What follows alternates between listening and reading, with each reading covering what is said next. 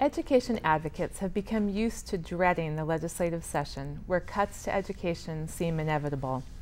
As we saw this year, Governor Ducey plans to continue cutting education, even though he and his colleagues no longer have the recession as an excuse.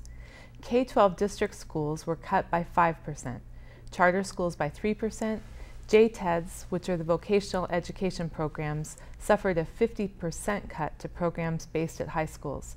Community colleges now receive no state funding, and universities were cut $99 million. But what I want to focus on today is an issue that received very little attention in the press during the budget discussions. This story centers on district schools that operate their own charter schools. Those districts lost even more funds as the legislature voted to begin phasing out funding completely for district-sponsored charter schools. At Governor Ducey's urging, the legislature cut funding to district-sponsored charter schools in half for the coming school year. They will completely eliminate funding the following school year, 2016 to 2017. For districts that operate charters, this means very deep cuts in the next 2 years. For the high-performing Vail School District outside Tucson, it translates into a $27 cut per student this coming year, which means teacher firings, loss of programs, and elimination of kindergarten at 2 Vail elementary schools. What's so ironic about this is that Vail is often held up by statewide politicians as an example of excellent leadership and teaching. Then these same individuals work to undermine that very district. Vail is a consistently A-rated school district with a highly respected and longtime leader, Cal Baker. But charter school operators who claim to embody free market principles and want competition actually don't. They lobbied for these additional cuts to hurt district-run charters, and they won. In fact, the current head of the State Board of Education, Gregory Miller, who is a charter school operator, is one of the leading proponents of defunding district-run charters. Mr. Miller wrote an op-ed published by the Star criticizing district-run charters. In that op-ed, he blasted Cal Baker, superintendent of Vail, and basically accused him of engaging in misleading math, when Mr. Baker accurately demonstrated that charter schools obtain much more money per student than district-run schools. It was actually Mr. Miller, the charter school operator, who engaged in misleading math. It has been shown time and time again that charter schools do receive more funding per child than district schools. But math is evidently not Mr. Miller's strong suit. He went on to claim that profit-driven charters often actually save the state money. How? By reducing the need for state-built buildings that taxpayers fund. He said, and I quote, "State-sponsored charter schools have saved the property taxpayers of this state billions, yes, billions with a B. And how is that? Well, according to Mr. Miller, quote, we, meaning charter operators, invested our own money to secure revenue streams for facility construction and maintenance." Okay, stop right there. Remember, these are the words of the current State Board of Education president. So let's hear it again. He says, quote unquote, "We invested our own money." No, Mr. Miller, it's more than a little troubling that you think of this as your own money. Actually, it was state taxpayer money that the school received to educate children. Charter operators use state tax dollars as collateral and to pay off debt when governmental entities issue construction bonds on their behalf.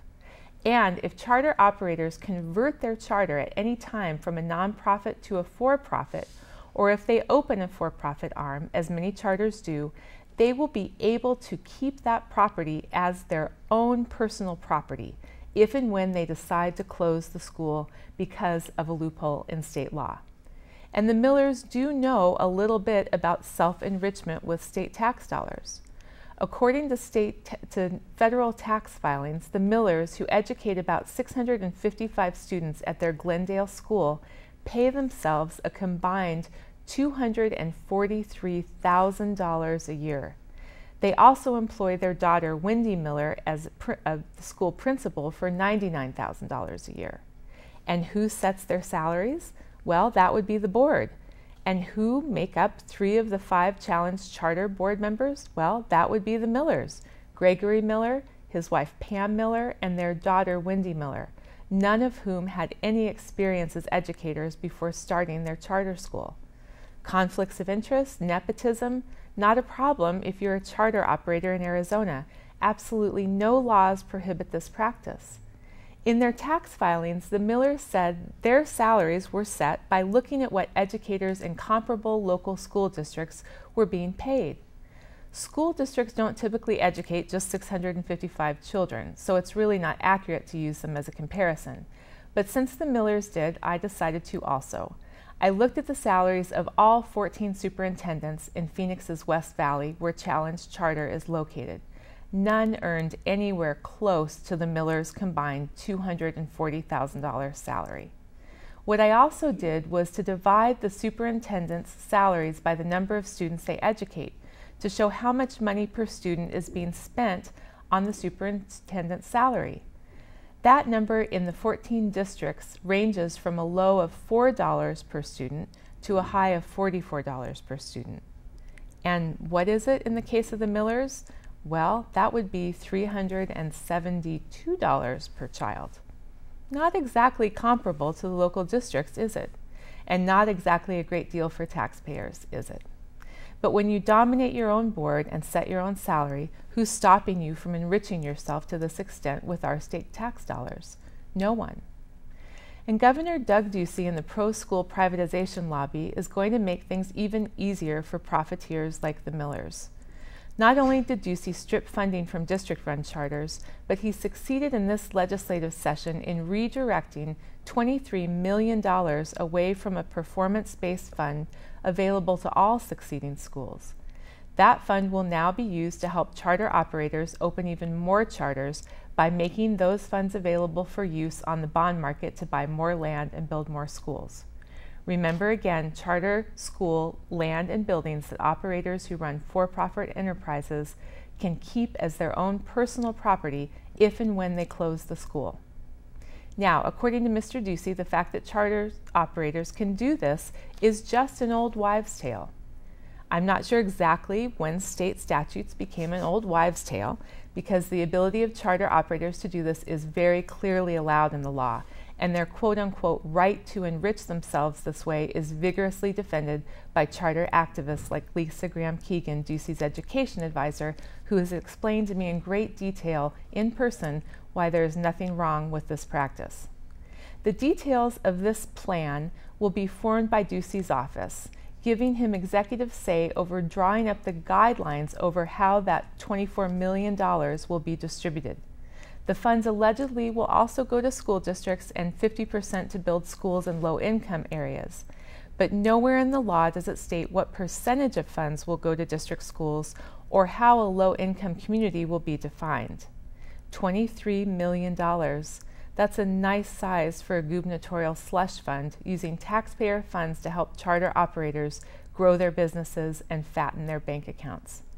At this point, we shouldn't be surprised, but we should be asking the mainstream press to investigate how that money is distributed and to start covering the school privatization issue much more extensively.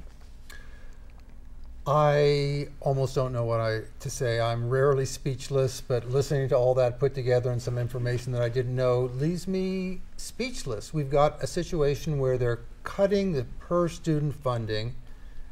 This family is making about $350,000 between them total, the couple and their daughter. $23 million is being pulled away from public school funds for the purpose of creating collateral so that charters can build more schools somewhere or another. It's you put it all together and you say, either what are these people thinking, or what are the people in Arizona thinking, not seeing through the obvious ruse that's being carried on? Well, and it is a ruse. And, you know, there's been a lot of spinning going on by the Ducey administration. And unfortunately, the press, I don't think, has really done enough to expose the favoritism that is being carried out by the Ducey administration. I think that it existed in the Brewer administration.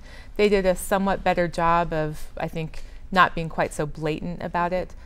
He'll be out there saying, I don't see any difference between charters and district schools. And you know, you can say that all you want, you know, Doug Ducey, but when you actually look at what you're putting into practice and the lack of safeguards for transparency for the public, the lack of safeguards to ensure that people are not just using these funds for self-enrichment, they just don't exist. And other states do have these protections in place. We are really a bit rogue in the way that we run things. The Wild West of charter schools is what we're called. We are rogue in those areas, and the media has a real problem because you laid out something that's very, very complex, took you a long time to explain well, and you explained it beautifully, but the media doesn't do this, doesn't do that kind of research. They need a good scandal, they need a big number all by itself, and it's hard to cover. And meanwhile, these people really are doing things that are savaging our public schools and helping to privatize things to the detriment